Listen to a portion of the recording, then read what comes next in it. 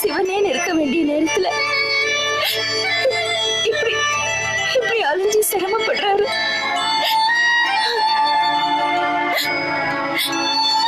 ரெண்டு பொண்ணுங்களோட கல்யாணத்தை முடிச்ச கையோடு அமைதியா உட்கார முடியாம இப்படி எல்லாம் நடக்குது. எல்லாம் தலையெழுத்து. விதிதான் அப்பாவை போட்டு இப்படி அலைய வைக்குது. எதுக்கு இப்ப சொல்லுங்க? அவங்க அப்பா இதெல்லாம் அவருக்கு தேவையில்லாத வேதனை தானே.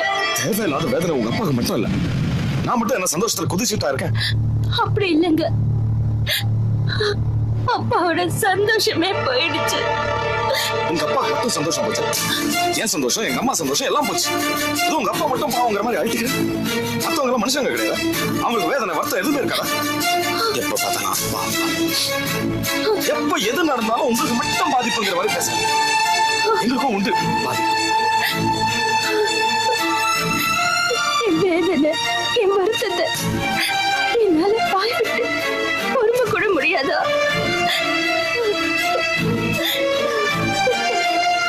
நான் என் வருத்தத்தை எப்படி குறைச்சுப்பேன்? இப்படி புலம்பிதானே அதுல கூட நீங்க குத்தம் கண்டுபிடிச்சீங்கன்னா எப்படி?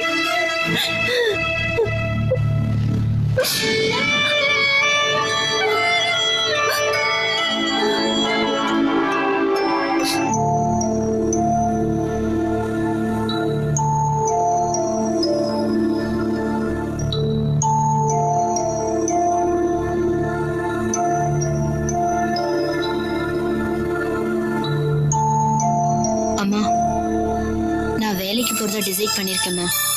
என்னடி இப்படி திடீர்னு வந்து சொல்ற? இல்லம்மா, இனிமே நம்ம யாரையும் சாப்பாடுக்கு எதிர்பார்க்க வேண்டாம். நான் படிச்சிருக்கேன், நானும் ஒரு வேலைக்கு போய் உன்னை உட்கார வச்சு ராணி மாதிரி காப்பாத்துவேன்ற நம்பிக்கை எனக்கு இருக்குமா. என்ன வேலைடி செய்வ? மனசு இருந்தா எந்த வேலை வேணாலும் செய்யலாம், ஆனா நீ யாரோட கையும் எதிர்பார்க்க கூடாதுன்றதா என்னோட ஆசை. ஏதோ பொம்பளை புள்ள நீயாவது இப்படி ஒரு வார்த்தையை சொல்ற, மனசுக்கு ரொம்ப ஆறுதலா இருக்குமா. ஆமா, என்ன வேலை? என் ஃப்ரெண்ட் ஒருத்தி கம்ப்யூட்டர் ப்ரௌசிங் சென்டர்ல வேலை பார்க்கறான். அவகிட்ட சொல்லியிருக்கேன், அவ எனக்கு அங்க ஒரு வேலை பார்த்து தரதா சொல்லியிருக்கா. நம்ம நிலைமைய பாத்தியாடி? படிச்சு முடிச்சுட்டேன், உன்ன ஒருத்தன் கையில புடிச்சு கொடுக்கறத விட்டுட்டு இப்படி உன்னை வேலைக்கு அனுப்புற மாதிரி ஆயிடுச்சு. ஏண்டா கூட பிறந்தவ, அதுவும் வயசு பொண்ணு, வேலைக்கு போறேன்னு சொல்ற, கேட்டுக்கிட்டு குத்துக்கல் மாதிரி நிக்கிறியே. ஏண்டா நம்ம தங்கச்சி வேலைக்கு போறேன்னு சொல்றாளே, அவகிட்ட வேண்டாமா போகாத நான் இருக்கேன்னு ஆறுதலா ஒரு வார்த்தை சொல்றியா? நீ எல்லாம் ஒரு அண்ணனாடா? அம்மா, நீங்க ரெண்டு பேரும் போடுற டிராமாக்கெல்லாம் அண்ணன் வேணா உருகுவாரு, நான் உருக மாட்டேன். என்ன நீங்க என்ன பேசுறீங்க, ஏன் பேசுறீங்க, என்ன காரியம் செய்ய போறீங்க எல்லாம் எனக்கு தெரியும். அதனால அண்ணன் கிட்ட இதெல்லாம் முயற்சி பண்ணுங்க, என்கிட்ட இல்ல.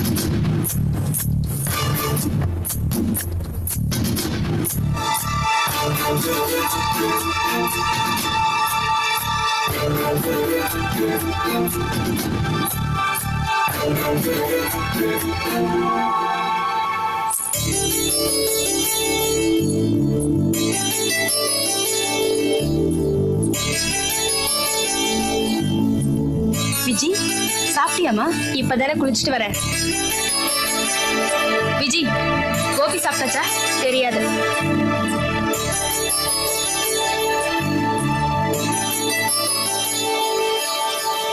அதுக்குள்ள ஃப்ரெஷ்ஷா குளிச்சாச்சா?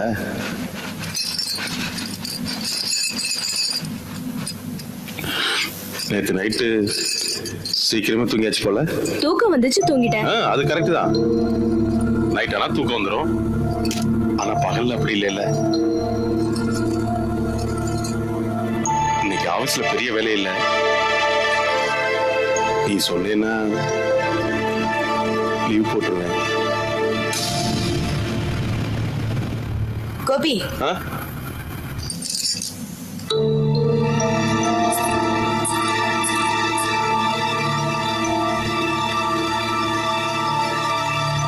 என்னக்கா? உன் பொண்டாட்டி யார்கிட்டயும் பேச மாட்டாளா? ஏ கேக்குற கேள்வி கூட சரியா பதில் சொல்லாம அவ பாட்டுக்கு ரூமுக்குள்ள போயிட்டா. அவளுக்கு தான் நேத்துல இருந்து தலைவலிக்குதுன்னு சொன்னேன்ல. இந்த பாரு, பொண்டாட்டின்னு வந்துட்டா அயன் பண்றது, ஷூவுக்கு பாலிஷ் போடுறது, நீ ஆபீஸ் கிளம்பத்துக்கு உண்டான எல்லா வேலையும் அவ தான் பாக்கணும்.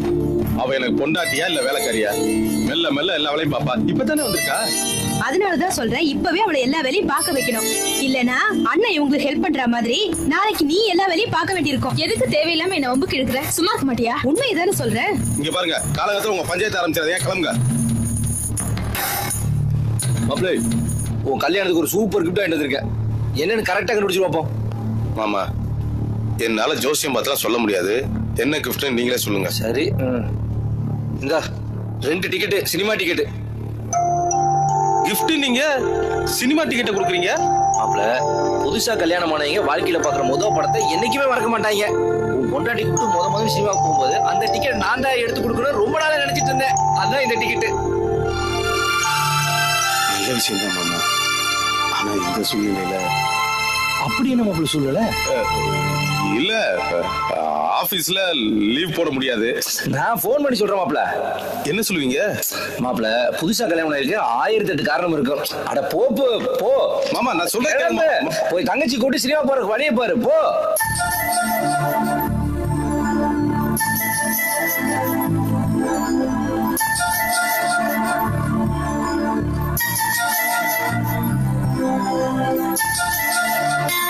உங்க சின்ன மாமா என்ன சொன்னாரு?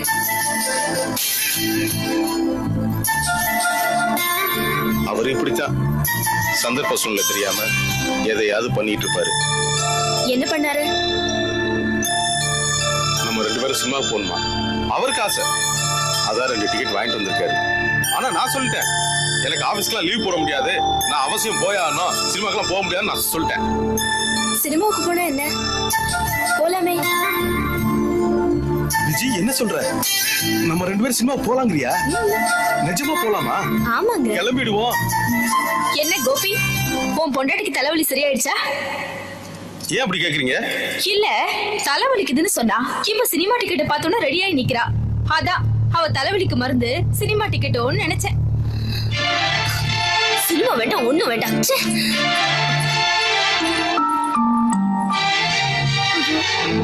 சத்தியமா அவ மனசை புண்படுத்தணுங்கிறதுக்காக சொல்லல, ஏதோ விளையாட்டுக்காக தான் சொன்னேன்.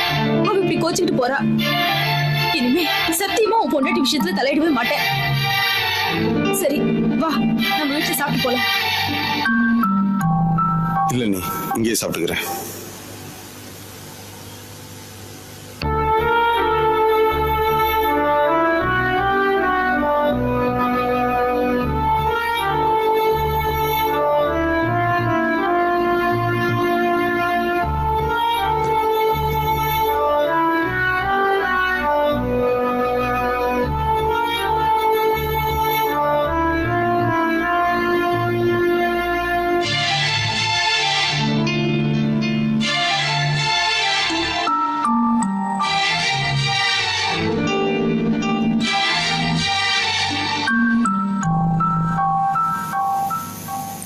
அண்ணி வேணும்னே இதை சொல்லல, ஏதோ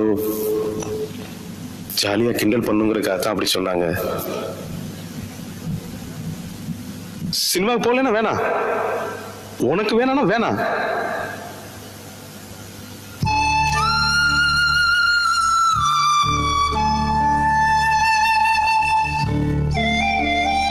ஆபீஸ் போயிட்டு வரேன்.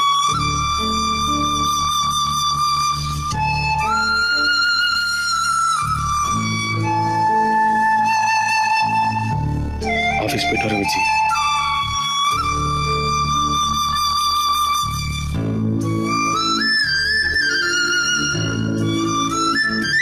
டயத்துக்கு சாப்பிட்றியா?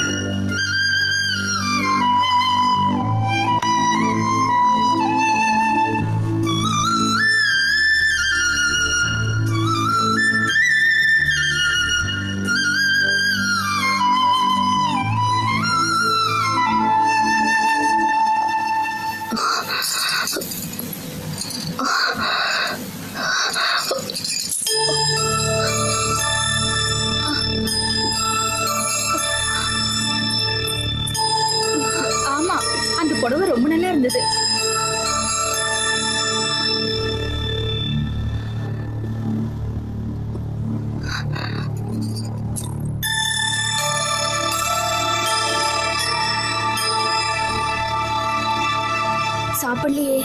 அவர் போயிட்டாரா? தெரியல.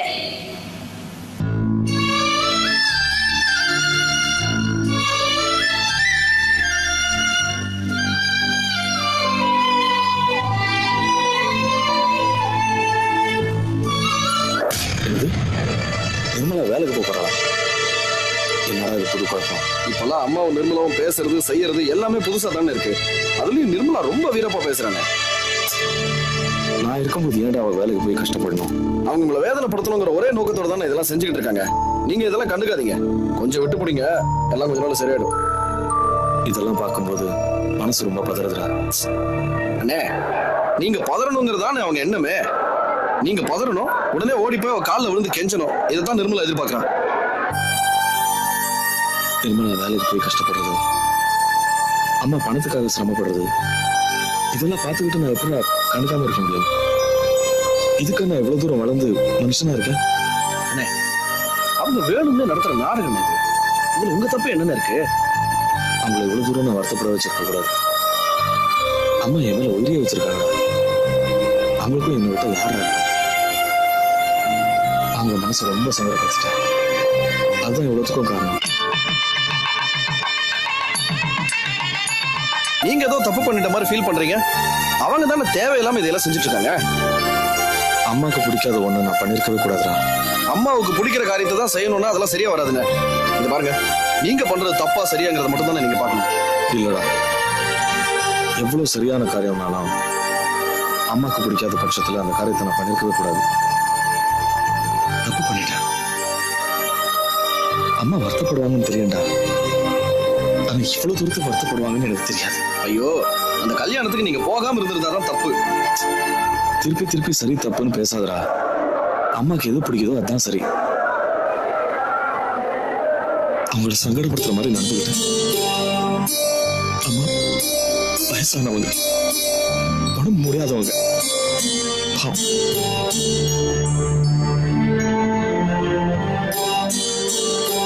இந்த நிர்மலா இவ்வளவு வேற வேலைக்கு போகணும். ஏண்டா, யாருக்காக நான் இவ்வளவு கஷ்டப்பட்டு வேலை செய்யறேன்?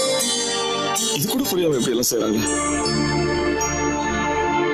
அவங்கள பார்க்காம பேசாம என்னால சரி சாப்பிட கூட முடியல தெரியுமா? கொஞ்ச நாள் எல்லாம் சரியா போயிடுங்க. அந்த நம்பிக்கையில தானே இருக்கேன். இல்லைன்னா இந்நேரம் பைத்தியமே பிடிச்சிருக்கேன். அம்மாவை பார்க்காம அவங்க கையால ஒரு வாய் சாப்பிடாம ரொம்ப வேதனை இருக்கடா. இதெல்லாம் புரிஞ்சுக்காம வேலைக்கு ஏண்டா நான் செத்தா போயிட்டேன். என்னென்ன பேசுறீங்க? இன்னும் ஒரு வாரத்துக்குள்ள பழைய மாதிரி அம்மா கிட்ட பேசல, நான் என்ன ஆவேன்னு எனக்கே தெரியல. அந்த அளவுக்கு மனசு உடைஞ்சு போயிருக்கு.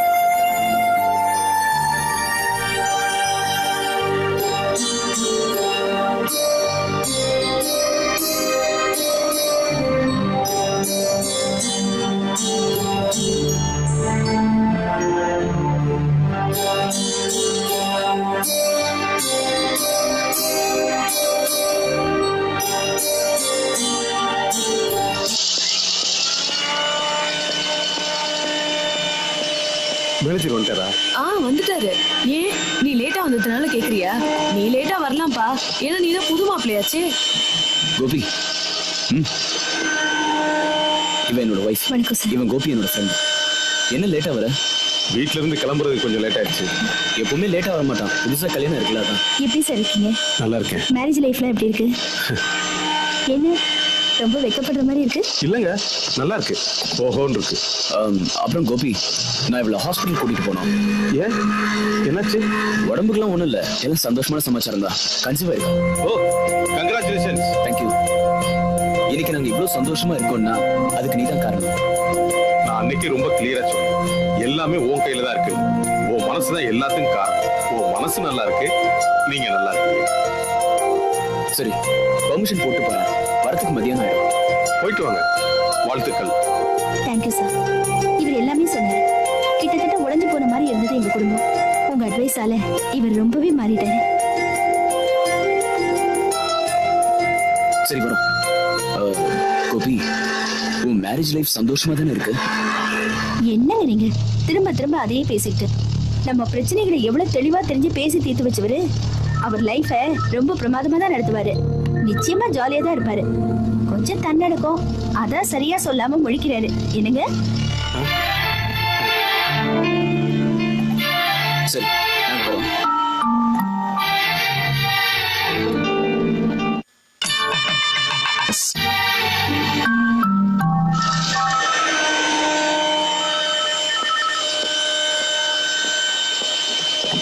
அக்கா மேனேஜர் என்னை கேட்டாரா? இல்லையே, ஒன்னும் கேட்கல. என்ன கோபி ஆபீஸ்க்கு வந்திருக்க? என்ன இது புதுசா கேக்குற? டெய்லி ஆபீஸ்க்கு வர்றது தானே, இது என்ன ஆச்சரியம் இருக்கு? இல்ல கோபி, நீ உன் வைஃபோட சினிமாக்கு போறான்னு சொன்னாங்க. யார் சொன்னா? உங்க தங்கச்சி வீட்டுக்காரர் தான். கோபி எங்கன்னு கேட்டதுக்கு சினிமாக்கு போயிருக்கிறதா சொன்னாரு. என்ன கோபி, புதுசா கல்யாணம் பண்ணிருக்க, சினிமாக்கு போகாம இங்க வந்துட்ட? ஆபீஸ்ல நிறைய வேலை இருக்கு, எல்லாத்தையும் எனக்குள்ள அனுப்பிச்சா ஆகணும். சினிமா முக்கியமா ஆபீஸ் முக்கியமா எனக்குள்ள கேட்டு பார்த்தேன், ஆபீஸ்க்கு வந்துட்டேன். அப்ப சினிமா ப்ரோக்ராம் கேன்சல். புது மாப்பிள என்ன சூப்பரா பிளான் பண்ற மத்தியா. முதல்ல தங்கச்சி புருஷனை விட்டு போன் பண்ணி ஆபீஸ் லீவ் சொல்லுவாரு, அப்புறம் சர்ப்ரைஸ் விசிட் மாதிரி வந்து நிப்பாரா. கேட்டா கடமை கண்ணியம்னுட்டு. ஆமா ஆமா, சூப்பர் டிராமா இல்ல. ஆபீஸ்ல தனக்கு தானே பில்டப் பண்ணிக்கிறது, இமேஜ் கூட்டுறது. இவனை பார்த்தாங்க நம்மள கட்டுக்குன்னு. கரெக்டா சொல்ல மாப்பிள. உங்களுக்கு வேற வேலை இல்லையா? எப்ப பார்த்தாலும் எவனை பத்தியா பொருள் பேசிட்டே இருக்கணுமா? போய் வேலையை பாருங்க. யோ என்ன சவுண்டா பேசின்னு இருக்கா? பத்தி எனக்கு தெரியாதா? பொண்ணு ஒண்ணா எடுத்து விட்டு வச்சுக்கா, நீ எங்க போவன்னு எனக்கே தெரியாது. என்ன நினைக்கிறேன்? எடுத்து விடு, எல்லாத்தையும் எடுத்து விடு. என்ன கேக்குறீங்க? என்னடா கையிட்டு பேசுற?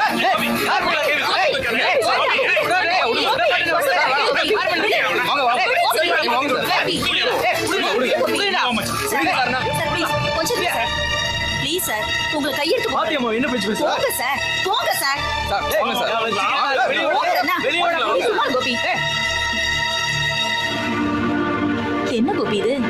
என்னாச்சு உனக்கு? எதுவா இருந்தாலும் நீ பேசி சமாளிப்ப. இன்னைக்கு உனக்கு என்னாச்சு கோபி?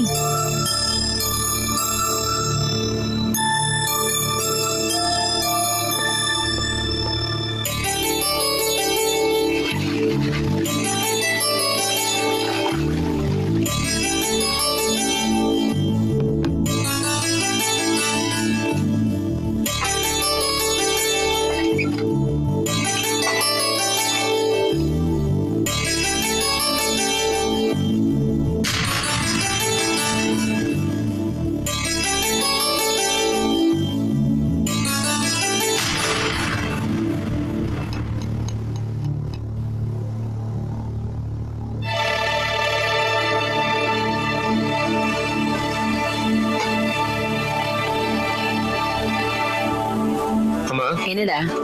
இவ்வளவு நாளா நீ காலையில பிஸியா இருந்த, இப்ப என்ன ஹாயா உட்காந்துட்டு இருக்க? ஆமா, அதுக்கு என்ன இப்போ? உன்ன மாதிரி நீ வேலை செய்ய வேண்டாம், இருந்தா கூட மாட ஒத்தாசை பண்ணலாம்ல. இப்படி உட்காந்துட்டு இருந்தா என்ன அர்த்தம்? ஏண்டா, எனக்கு மட்டும் என் மருமகளுக்கு ஒத்தாசை செய்யக்கூடாதுங்கிற எண்ணமா என்ன? ஒரு காஃபி போடலான்னு உள்ள போனா அத்தை நீங்க போய் ரெஸ்ட் எடுங்க, எல்லாத்தையும் நானே பாத்துக்கிறேன்னு நீங்க உட்கார வச்சுட்டா. என்ன என்னடா பண்ண சொல்ற?